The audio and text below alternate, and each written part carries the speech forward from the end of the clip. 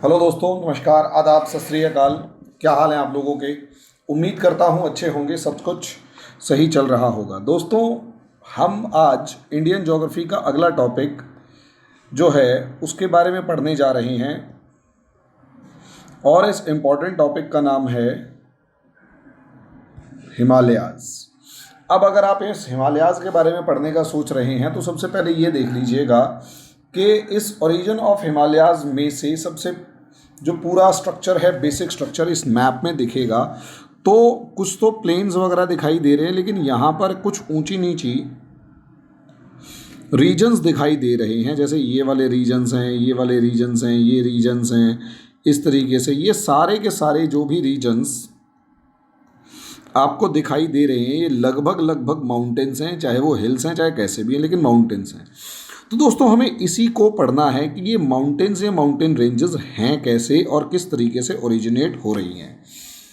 असलियत में यहाँ अगर आप देखते हैं, हिमालयाज़ को पढ़ने से पहले एक आपको नॉट दिखाई देगा, एक प्लेट्यू दिखाई देगा। यहाँ पर इस तरीके से एक प्लेट्यू है, इसी को पामीर प्लेट्यू कहा जाता है।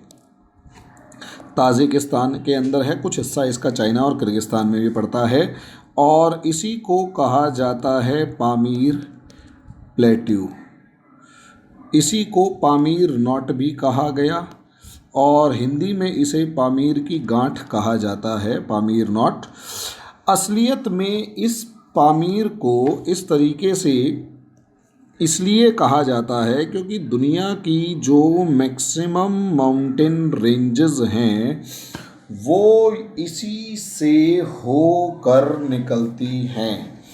अगर आप यहाँ से ऊपर की तरफ देखते हो तो एक माउंटेन रेंज ये जा रही है, दूसरी माउंटेन रेंज इसी रीजन से ये जा रही है, तीसरी माउंटेन रेंज यहाँ, चौथी माउंटेन रेंज ये हिमालयाज़ की फॉर्म में ये जा रही है, पांचवी माउंटेन रेंज पाकिस्तान के अंदर साल्ट रेंजेस की फॉर्म में होते हुए फिर आपको यहाँ आगे जाती हुई नज़र आएगी और ये फिर दो हिस्सों में घूम के नज़र आएगी।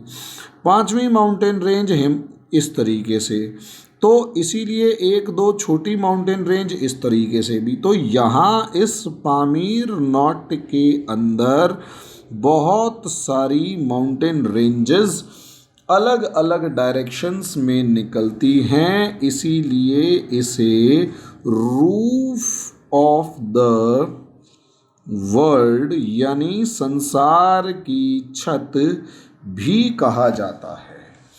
असलियत में सारी माउंटेन रेंजेस यहीं से ओरिजिनेट हो रही हैं। ऐसा लग रहा है कि यहीं से निकल रही हैं इधर एशिया की, और यहीं से फिर एशिया की जितनी इम्पोर्टेंट माउंटेन रेंजेस हैं अगर इधर से निकल रही हैं बहुत सारी, तो अंदाज़ा लगा सकते हैं कि ये पामीर माउंटेन रेंज कितनी ज़्यादा स्ट्रांग होगी।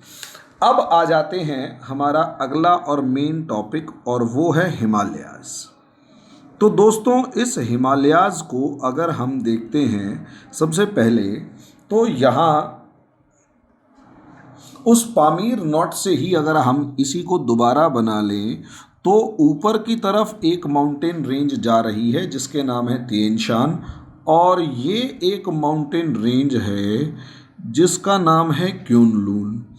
अब यहीं से एक और माउंटेन रेंज इस तरीके की ये जो निकल रही है, इसका नाम है हिंदू कुश, हिंदू कुश माउंटेन रेंज। और यहीं से फिर कुछ माउंटेन रेंजेस ऐसे निकलेंगी जिसमें से एक कराकोरम माउंटेन रेंज है, और इसके बाद एक ये माउंटेन रेंज निकल रही है जिसका नाम है हिमालयाज़। तो दोस्तों, यहाँ समझ लीजिए असलियत में, और ये इनके बीच में जो प्लेट्यू आ रहा है इसे तिब्बत प्लेट्यू कहा जाएगा, तिब्बत का पठार। तो दोस्तों, यहीं से सारी सिचुएशंस जो हैं वो चेंज होती हुई या समझने के लिए आपको ज़रूरी है। सारी सिचुएशंस इस तरीके से समझनी है कि असलियत में इंडिया के ये जो नॉर्दर्न माउंटेन रेंजेस हैं जिनके बारे में हम पढ़ने जा रहे हैं, या जिसे हम हिमालयाज कहते हैं, वो सारे के सारे एक जैसे नहीं हैं। असलियत में इसको कैटेगराइज इंडिया में किया गया है नॉर्दर्न माउंटेन रेंजेस।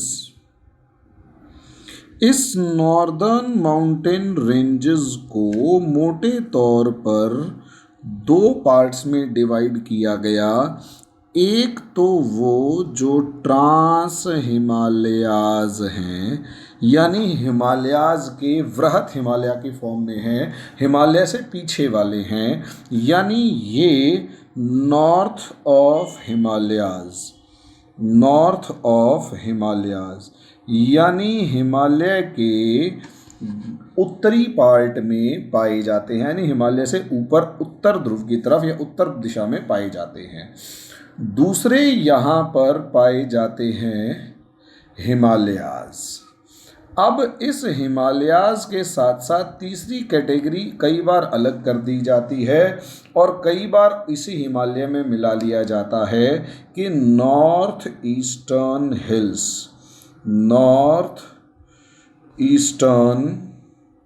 हिल्स, उत्तर पूर्वी पहाड़ या पहाड़ियाँ। अब हम यही समझते हैं कि अच्छा, ये ट्रांस हिमालयाज में अ लॉट ऑफ रेंजेस, एक बहुत सारी रेंजेस मिलेंगी, यानी बहुत सारी पर्वत श्रृंखलाएं मिलेंगी। यहाँ हिमालयाज को हम 3 पार्ट्स में डिवाइड करते हैं। पहला है ग्रेटर हिमालयाज, दूसरा है मिडल हिमालयाज, और तीसरा है ग्रेटर हिमालयाज, दूसरा है लेसर हिमालयाज, और तीसरा है शिवालिक रेंजेस। लेसर हिमालयाज और तीसरा है शिवालिक रेंजेस, या फिर इसे आउटर हिमालय भी कहा जाता है। ग्रेटर हिमालयाज, वृहत हिमालय, मध्य हिमालय और शिवालिक रेंजेस यानी शिवालिक की पहाड़ियाँ।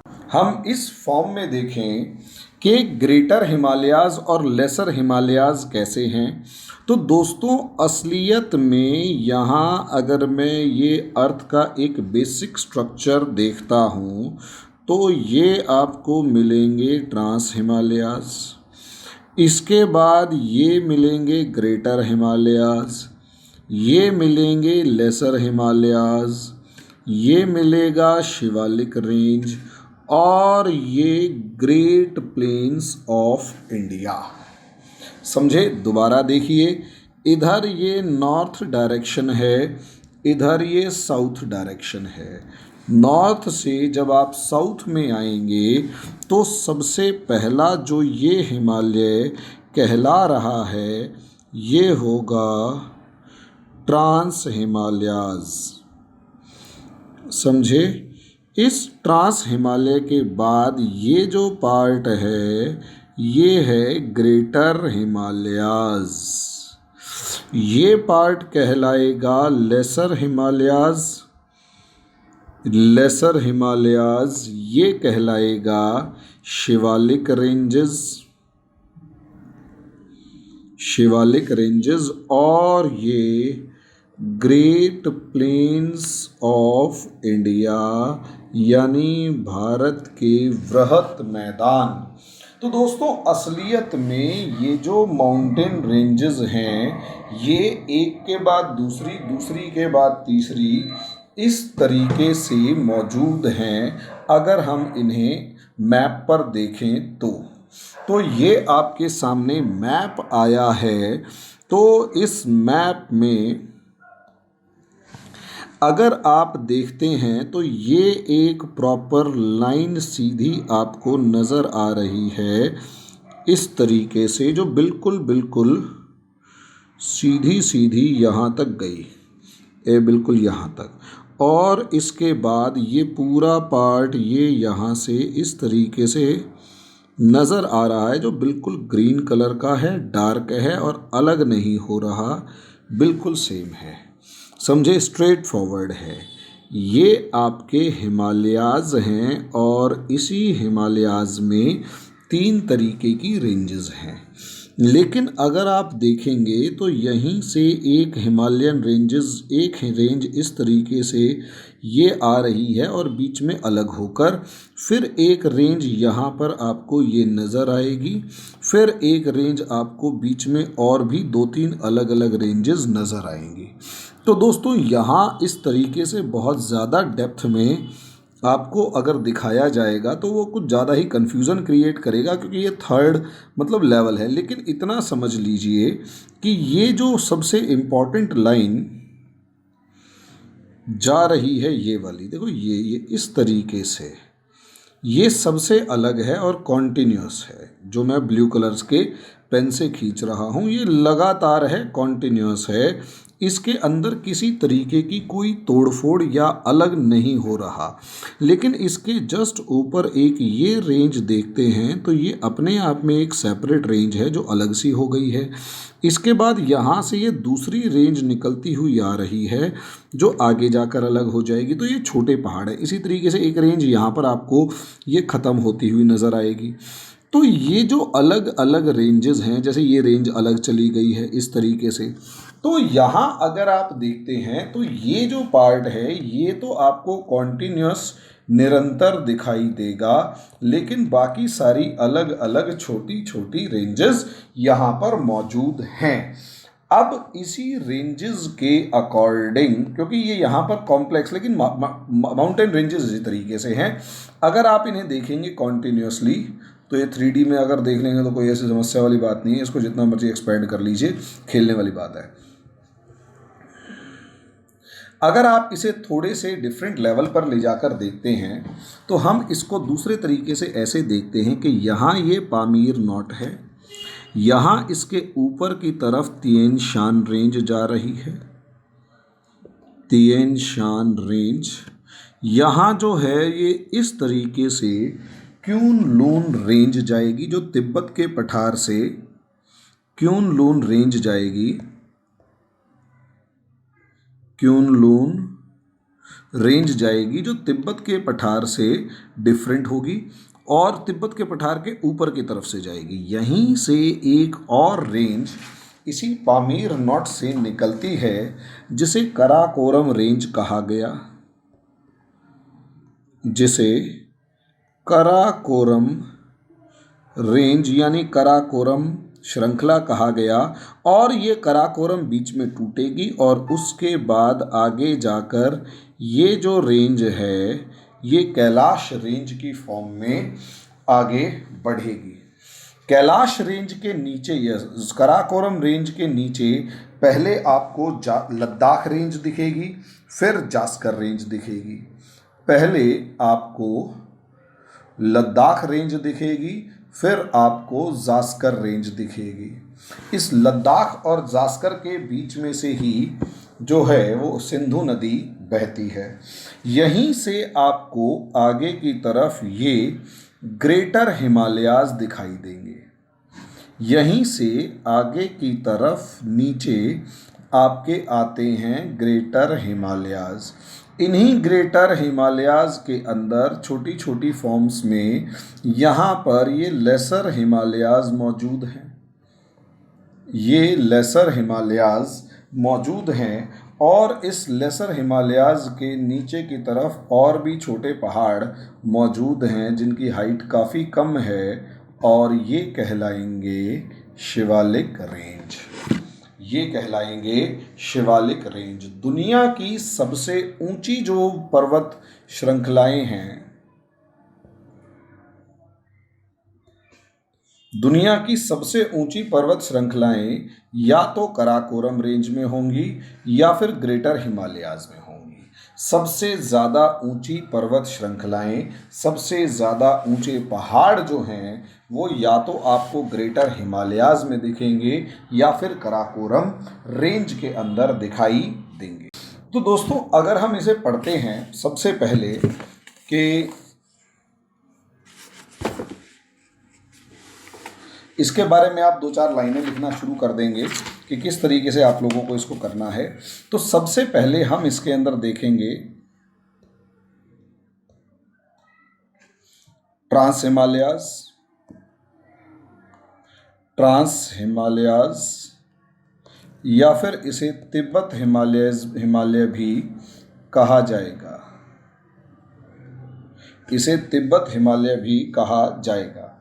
इसकी सबसे बड़ी खास बात ये है कि यहाँ से जो सतलुज नदी निकलती है, सिंधु नदी यानी इंडस रिवर निकलती है, ब्रह्मपुत्र रिवर निकलती है और अलकनंदा रिवर निकलती है और सांगपो रिवर निकलती है।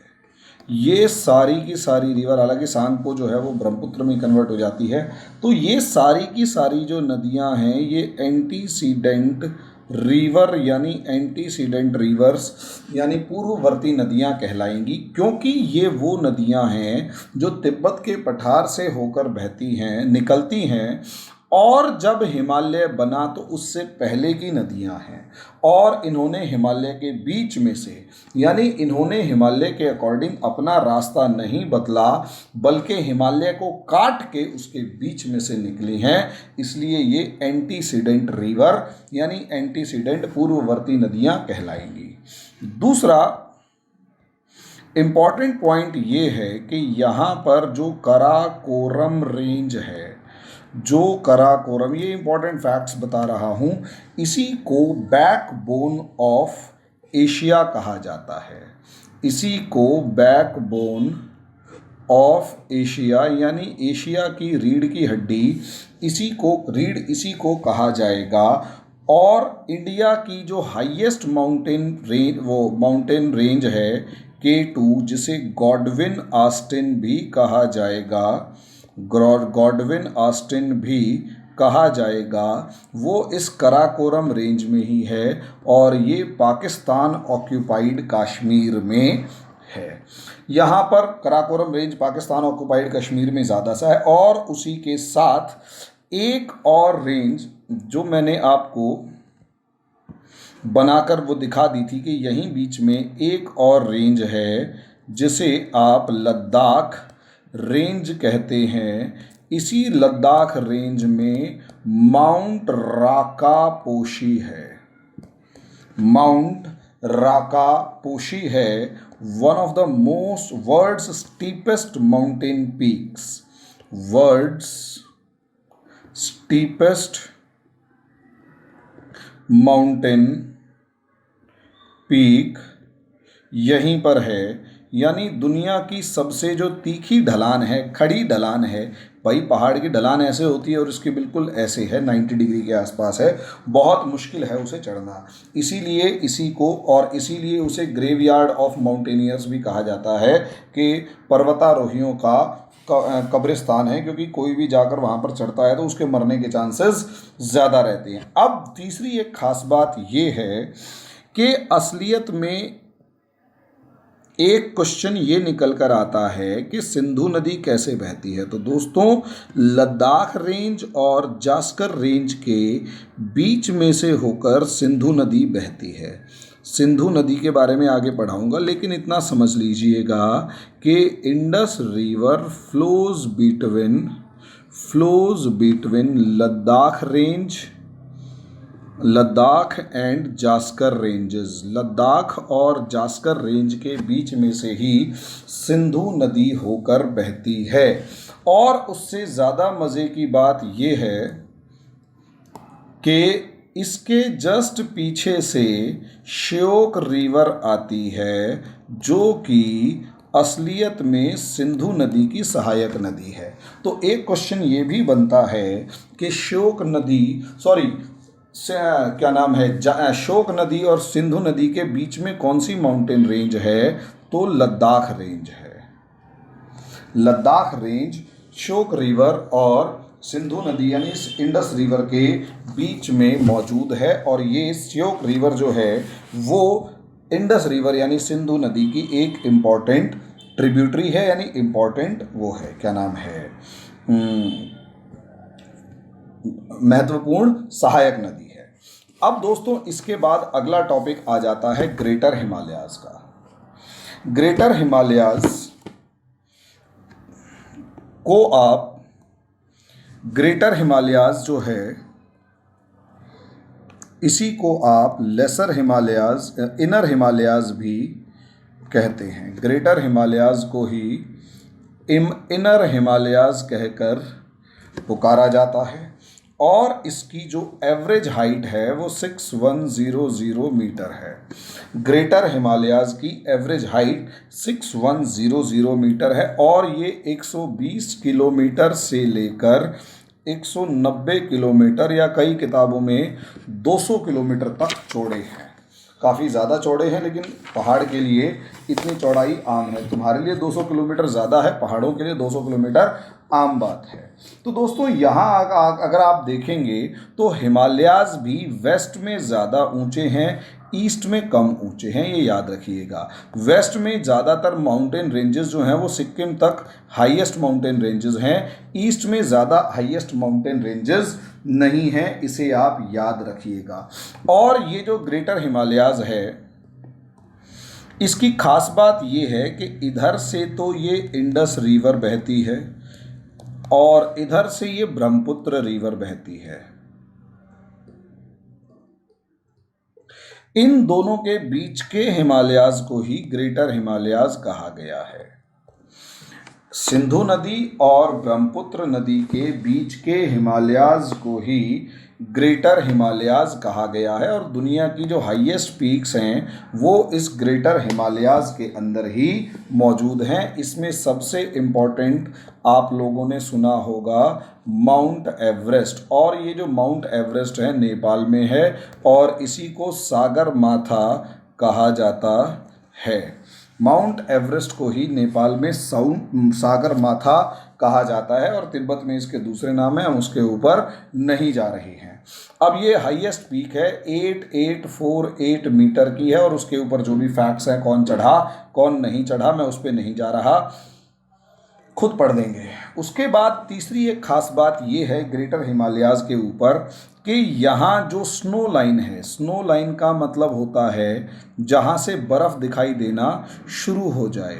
यहाँ जो ईस्ट वेस्ट में जो स्नो लाइन है वो अप्रॉक्सीमेट जो है वो 6000 मीटर्स के अंदर से, वेस्टर्न हिमालयाज में जो स्नो लाइन है वो 3500 मीटर है, यानी 3500 मीटर पर जाकर बर्फ़ मिलती है। वहीं पर यही जो ईस्टर्न हिमालयाज में स्नो लाइन है वो 2500 मीटर पर है।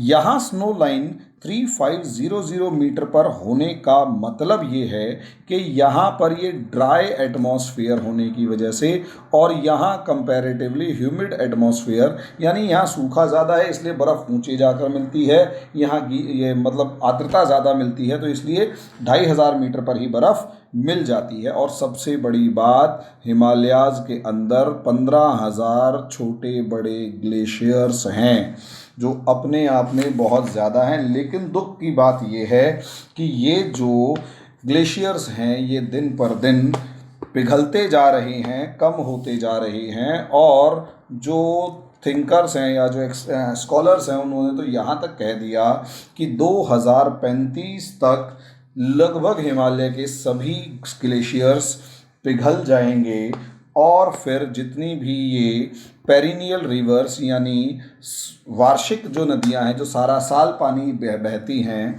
देती हैं, वो सारी नदियां सिर्फ मॉनसून या सीजनल रिवर्स यानी कि कहीं ना कहीं बरसाती नदियां रह जाएंगी। समझे? दूसरी इम्पॉर्टेंट जो रेंज है ग्रेटर हिमालयाज के बाद वो इसके नीचे की तरफ सेकंड लेवल रेंज है जिसका नाम है लेसर हिमालयाज।